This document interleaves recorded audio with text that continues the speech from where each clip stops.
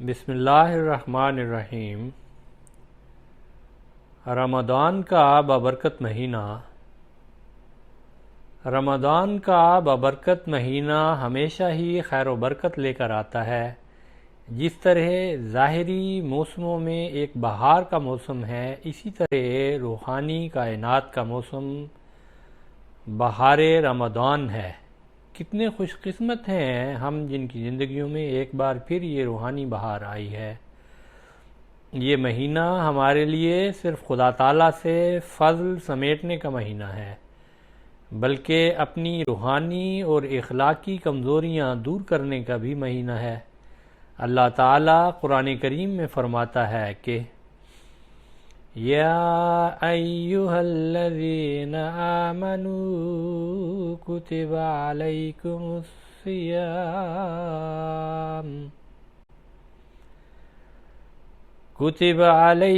الصیام کما کتب علی الذین من قبلکم لعلکم تتقون۔ البقرہ آیت 184۔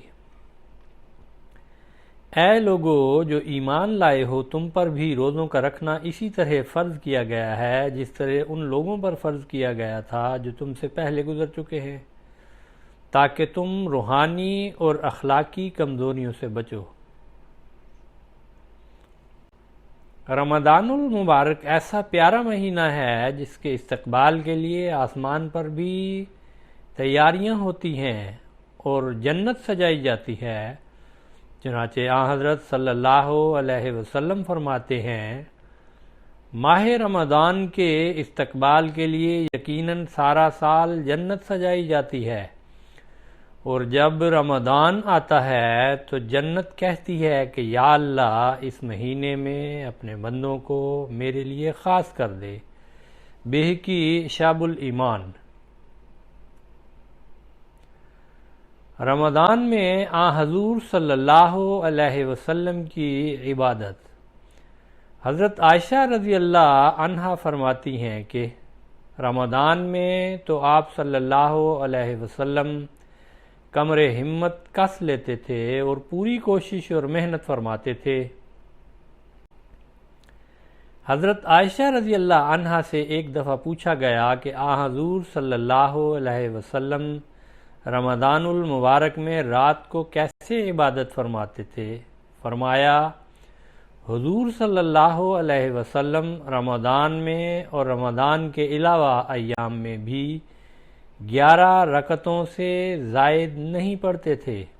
آپ صلی اللہ علیہ وسلم 4 رکعات ادا فرماتے اور ان کی خوبی اور لمبائی نہ پوچھو، یعنی میرے پاس الفاظ نہیں کہ حضور صلی اللہ علیہ وسلم کی اس لمبی نماز کی خوبصورتی بیان کروں۔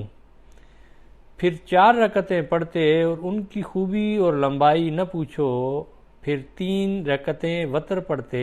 بخاری کتاب التہجد۔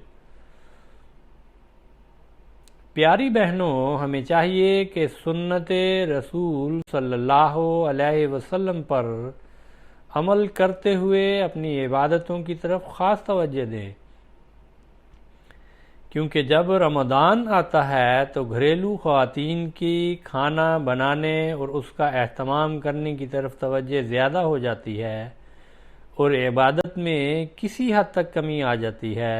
بے شک افطاری اور سحری کا اہتمام کرنا ہوتا ہے، لیکن سحری اور افطاری کی وجہ سے اپنے رمضان کو ضائع نہ ہونے دیں، کیونکہ ہم میں سے کوئی بھی یہ نہیں جانتا کہ اگلا رمضان ہم میں سے کسی کو میسر آئے گا بھی کہ نہیں۔ آواز شعیب خالد۔